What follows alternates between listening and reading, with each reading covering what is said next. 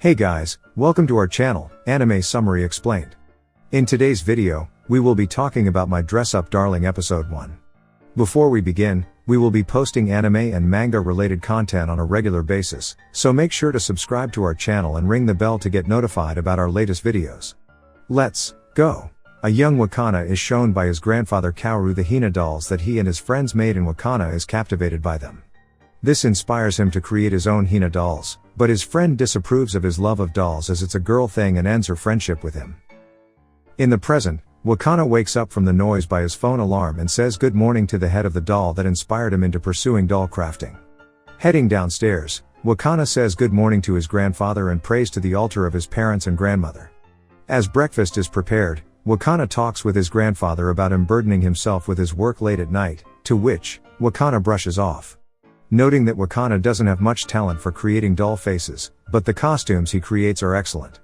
The conversation then changes to if Wakana has any friends, to which Wakana blurts out that he does, they're just all busy with their own things. Afterward, Wakana heads to school and in an inner monologue admits that even in high school, he doesn't have any friends. The cause for this is mainly due to his obsession with Hina dolls, as it's not a common interest with his peers. As Wakana laments over his shortcomings, Marin flies backward on his desk, banging her head on it. Apologizing for the incident, Marin notices some black ink on his left arm, figuring it's a cut of the sort. Flustered, Wakana responds that it's fine despite it not being so. However, Marin understands and leaves.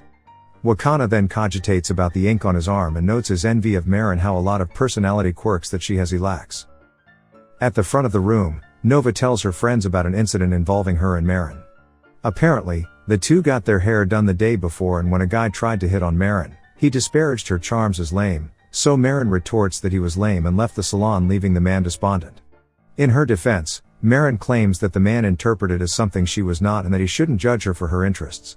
Hearing this strikes a chord with Wakana, who overhears their conversation and thinks even though she's in a separate world from his, they have a commonality between them.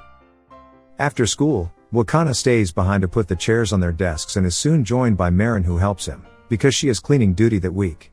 Curious to know why he's there, Marin asks if Wakana was pressured to work there, and he reluctantly admits that he was. It was his being told that he's so reliable that he agrees to do it. Marin argues that they don't think he's reliable, they think it's easy for them to exploit him to do menial labor. She follows up by saying he should stand up for himself more and continues working. That night at his home, Wakana cuts his hand, and as his grandfather gets a band-aid for him, he recalls what Marin said to him earlier that day. He then realizes that the sewing machine he was using was broken. Wakana tells his grandfather, who returns with a band-aid about this, and he says that they'll need to get a new one. Sad that he doesn't have a sewing machine to use, Wakana has an epiphany to use the one at his school. The following day, Wakana uses the sewing machine in the sewing practice room and is impressed by how easy it is to use. While he's enamored by his doll's head, Marin abruptly enters the room, causing an awkward pregnant pause between the two. Amid this, Wakana nearly drops his doll's head and talks with it, only to realize that Marin not only saw, but also heard him, and glares at him. Believing it's all over for him, on the contrary, Marin loves the fact that he can use a sewing machine. Not only that, but Marin compliments the Hina doll head that Wakana carries around, which internally elates him. When asked by Marin if he made it, Wakana answers that his grandfather made it and that he's only good with costumes. Hearing this, Marin starts to strip out of her clothes and has him see her wearing the black outfit she's been making. Shown an example of what she was trying to copy, Wakana speaks unintentionally curtly by reviewing the outfit, hurting Marin's feelings.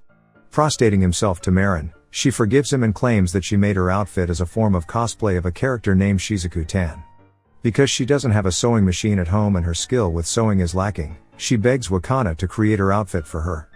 Moved by not only her compliment from earlier but also everything that he recalled that she said that resonated with him, Wakana agrees to help Marin, but admits he's never made clothing for a human before. This makes Marin overjoyed and offers to help as best as she can, and also divulges the character's backstory, which irks Wakana. That's it for this episode. Did you enjoy our video? Make sure to hit the subscribe button and the bell icon to be notified about our latest videos. Thank you.